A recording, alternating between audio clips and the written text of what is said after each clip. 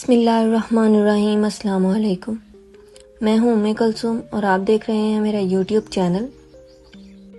اہرام مصر دنیا کے 7 عجائب میں سے ایک۔ آئیے پہلے یہ واضح کر دیں کہ اہرام مصر خلائی مخلوق نے نہیں بنائے تھے۔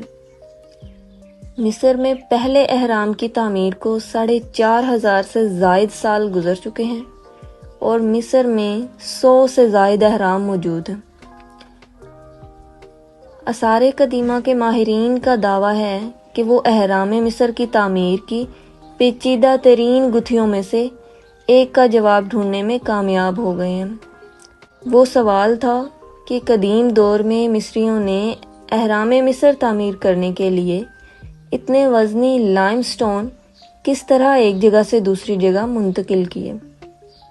تحقیق کے مطابق قاہرہ شہر سے باہر ایسا کرنے کے لیے مصریوں نے کشتیاں تیار کی تھیں جس کی مدد سے ان پتھروں کو یہاں لایا جاتا تھا۔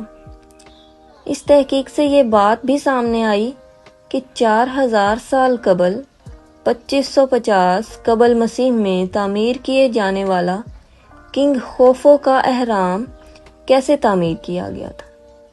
ماہرین کو ایک عرصے سے اس بات کی آگاہی تھی کہ اہرام کی تعمیر میں استعمال ہونے والے کچھ پتھر گیزا سے 8 میل دور ایک مقام سے نکالے جاتے تھے، جبکہ گرینائٹ کا پتھر 500 میل دور سے لایا جاتا تھا۔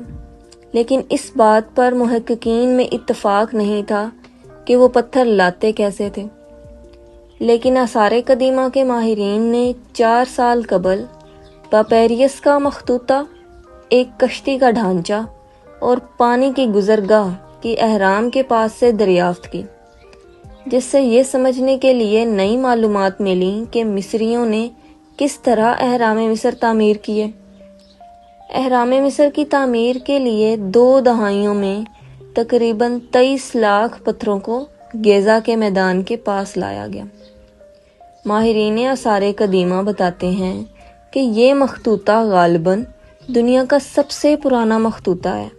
پیئر ٹیل کے مطابق اسے لکھنے والے شخص کا نام میریئر تھا اور وہ 40 ملاحوں کے گروہ کا سربراہ تھا جن کا کام دریائے نیل کے ساتھ بنائی گئی پانی کی گزرگاہوں سے پتھر ڈھو کر لانا تھا۔ خیال کیا جاتا ہے کہ 2 دہائی کے عرصے میں تقریباً 23 لاکھ پتھر اس طرح سے اہرام کے مقام تعمیر پر لائے گئے تھے۔